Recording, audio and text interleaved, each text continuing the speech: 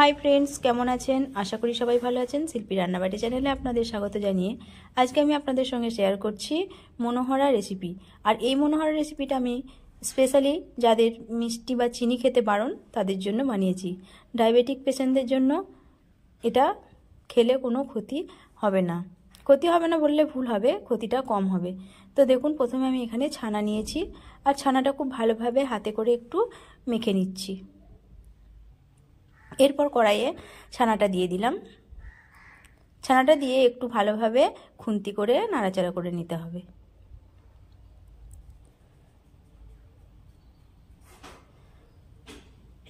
তো এখানে দেখুন আমি কিন্তু কোনো ঘি বা চিনি ইউজ করছি না, এখানে আমি গুঁড়ো দুধ ব্যবহার করছি।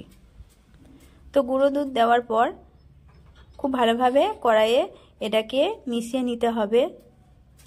এখানে কিন্তু কোনো জল ইউজ করিনি।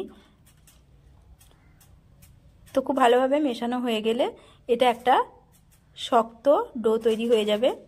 এরপর এখানে আমি কিছু এলাচ গুঁড়ো করে নিচ্ছি। তারপর এলাচের খোসাগুলো ফেলে আমি ভিতরের কালো যে দানাটা সেটা দিয়ে দিচ্ছি। এটা দিয়ে বেশ আরও একটু ভালোভাবে মিশিয়ে নেবেন।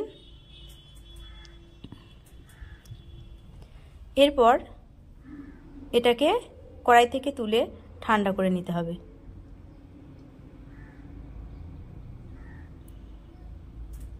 এখানে ঠান্ডা হয়ে গেছে মোটামুটি অনেকটাই।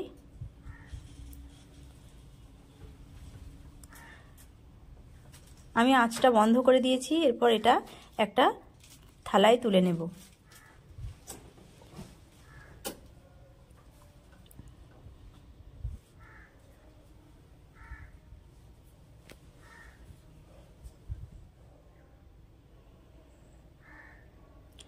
আঁচটা বন্ধ করে কিছুক্ষণ এরকম ভাবে নাড়াচাড়া করবেন।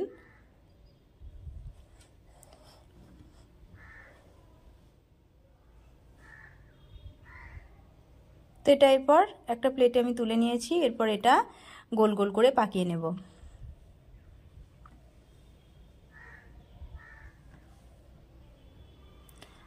আর আমি এখানে দেখুন এটাকে একটু ভালো করে মেখে গোল করে পাকিয়ে নেব আর একটা চিনির রস বানাবো। তো দেখুন এখানে প্রথমে এগুলো পাকিয়ে নিচ্ছি। ততক্ষণে আর একটা কথা বলে দিই, আমি যে চিনির রসটা বানাবো সেটা এই গোলগুলোর উপরে দিয়ে দেব, কিন্তু যখন এটা খাবেন ওটা ছাড়িয়ে ফেলে দিতে হবে উপর থেকে। তো প্রথমে দেখুন গোল গোল করে আমি রসগোল্লার মতো পাকিয়ে নিয়েছি, লাড্ডু পাকানোর মতো।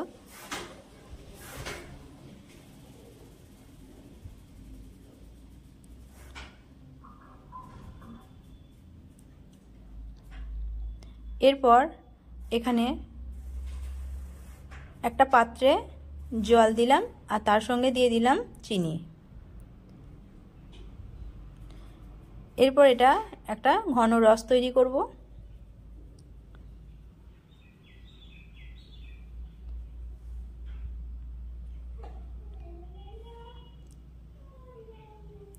তো রসটা হয়ে গেছে। এরপর একটা পাত্রে ঢেলে নিলাম।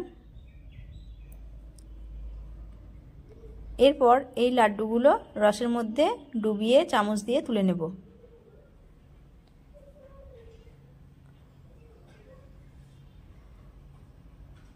তো এরকমভাবে সবগুলো চামচ দিয়ে তুলে নেব।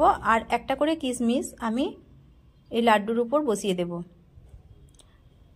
দেখতে সুন্দর লাগছে, খুব সুন্দর। আর রসটার উপর বসিয়ে দিলে কিন্তু এটা ধরে যাবে খুব ভালোভাবে। এরপর এটা কিছুক্ষণ রেখে দিতে হবে, ঘন্টা দুয়েক। তখন দেখবেন চিনির রস শুকনো হয়ে ওপর থেকে শক্ত একটা লেয়ার চলে এসেছে। তাহলেই হয়ে যাবে মনোহরা রেডি। আর যখন এটা খাবেন ওপর থেকে চিনির যে লেয়ারটা শুকনো হয়ে যাবে সেটা বাদ দিয়ে দেবেন।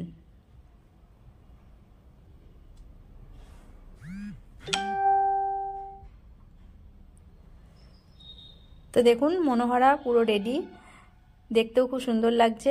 আর এগুলো খেতে অসম্ভব সুন্দর হয়। বাড়িতে কোনো রকম কোনো কেমিক্যাল ছাড়াই এটা বানানো যায়। অবশ্যই আপনারা বাড়িতে একবার চেষ্টা করবেন। আর আমার মনোহরা রেসিপি কেমন লাগলো আপনারা অবশ্যই কমেন্টে জানাবেন। তো এই ছিল আমার আজকের রেসিপি। দেখা হবে নতুন একটা রেসিপি নিয়ে। এই বলে বিদায় নিচ্ছি। ভালো থাকবেন, সুস্থ থাকবেন, সাবধানে থাকবেন।